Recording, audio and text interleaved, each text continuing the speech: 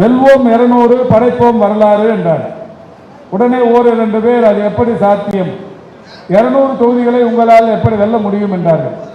அதுக்கு விஞ்ஞான ரீதியான கணக்கே இருக்கிறது. எதுவும் கணக்கு இல்லாமல்லாம் தலைவர் பேச மாட்டார். போன தேர்தலில் ஒட்டுமொத்தமாக தமிழ்நாடு முழுக்க 234 தொகுதி இருக்கு.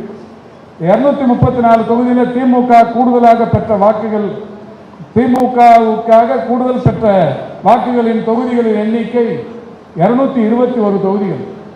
234 பாராளுமன்ற தேர்தலில் ஒரு பாராளுமன்ற தொகுதிக்கு 6 தொகுதிகள் என்கின்ற வகையில் 234, 39 × 6 போட்டிங்கன்னா 234. இந்த 234 எத்தனை தொகுதியில் திமுக அதிக ஓட்டுகளை வாங்கி இருந்ததுன்னா 221. அப்போ நீங்கள் கேட்கலாம் ஏடிஎம்கே என்னாச்சு, மற்ற கட்சியெலாம் என்னாச்சுன்னு. ஏடிஎம்கே 8 இடத்துல அதிகம். அப்போ மீதி இருக்கிற 5 யார் யார்? 2 தேமுதிக, 3 பாமக. 2 தேமுதிகவும் திருப்பரங்குன்றமும் விருதுநகரம், 3 பாமக பாப்பிரெட்டிப்பட்டி, தர்மபுரி, பெண்ணாகரம். இந்த 2 இடத்துல தான் அவங்க வந்தாங்க, 2 டிஸ்ட்ரிக்டில். மீதி 8 உங்களுக்கு தெரியும் ஏடிஎம்கே எங்கெங்கே வந்ததுன்னு.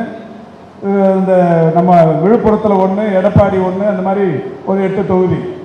மொத்தமே ஏடிஎம்கே 8 தான் கூடுதல் ஓட்டு, 2 தேமுதிக ஓட்டு, 3 பாமக ஓட்டு. இந்த 3 பேரும் ஒன்றா சேர்ந்தாலே 11 தான், 13 தான். அப்போ திமுக மட்டுமே, திமுகவும் கூட்டணி கட்சிகளும் சேர்ந்து கூடுதலாக பெற்றிருக்கிற தொகுதிகள் 221. அதனால்தான் தலைவர் சொன்னார், போன வருஷம் நடந்த பாராளுமன்ற தேர்தலில் 221 தொகுதிகளில் கூடுதல் வாக்குகளை பெற்றிருக்கிறனா, அதை விட கூடுதலான சாதனைகளை கடந்த 2 ஆண்டுகளில் செய்து கொண்டிருக்கிறோம். நாடாளுமன்ற தேர்தலுக்கு அப்புறம் தான் ஜே.அன்பழகன் பாலம் திறந்திருக்கிறோம் தியாகராயன். இன்னைக்கு அந்த ஜே.அன்பழகன் பாலத்தில் யாராவது பயணிக்கிறவங்களுக்கு திமுக ஓட்டு போட மாட்டேன்னு எவனா சொல்லுவானா? இதுக்கு முன்னாடி திமுக 2006 ஒரு 800 மீட்டருக்கான ஒரு பாலத்தை கட்டி திறந்ததும் திமுக தான். கலைஞர் தான் வந்து இந்த பாலத்தை திறப்பு விழாவை கண்டார். திமுக மாநகராட்சி நிர்வாகம் ஒரு 3/4 கிலோமீட்டர் நீளத்திற்கான பாலத்தை 800 மீட்டருக்கு ஒரு பாலத்தை கட்டிச்சு போத்தீஸால.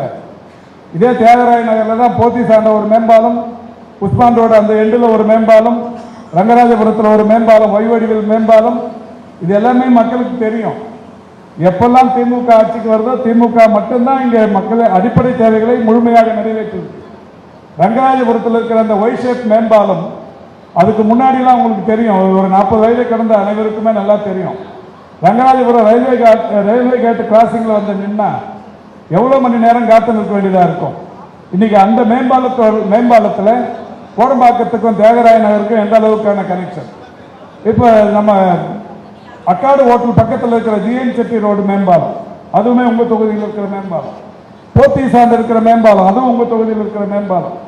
இத்தனை மேம்பாலங்களும் ஒரு தொகுதியில் அமையப்பெற்றது என்றால் அது இந்த தியாகராய நகரில் தான். பிளே ஸ்டோர் மற்றும் ஆப் ஸ்டோரில் இருந்து பாலிமர் செயலியை QR கோடு மூலம் பதிவிறக்கம் செய்யுங்கள். செய்திகளை உடனுக்குடன் பெறுங்கள்.